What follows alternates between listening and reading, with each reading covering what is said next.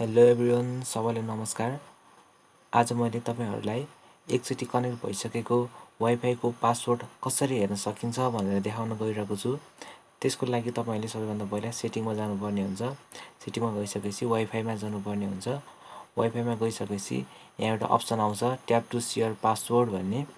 तपाईले tap to share पासवर्डमा click गरिसकेपछि यहाँ एउटा क्यूआर कोड देखाउँछ। हजुरले अर्को मोबाइलबाट कुनै क्यूआर कोड स्क्यानरबाट यसलाई स्क्यान गरेर सिधै यसको पासवर्ड हेर्न सक्नुहुन्छ।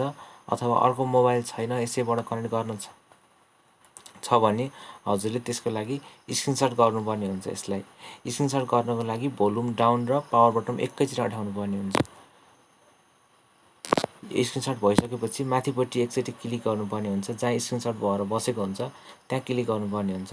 त्यसपछि यहाँ मुनिपट्टि एउटा सेन्ड भन्ने अप्सन आउँछ। सेन्ड भन्ने अप्सनमा एकचोटि हजुरले क्लिक गरिसकेपछि यहाँ एउटा स्क्यानर भन्ने अप्सन हुन्छ।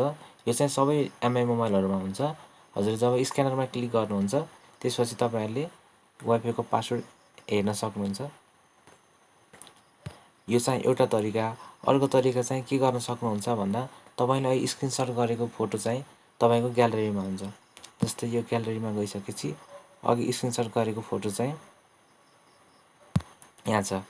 अब यसलाई चाहिँ मैले के गर्न सक्छु भन्दा अर्को मोबाइलबाट कनेक्ट गरेर हेर्न पनि सके अथवा यसैबाट गर्नु परेको छ भने यहाँबाट यसलाई मैले अप्सनमा गएर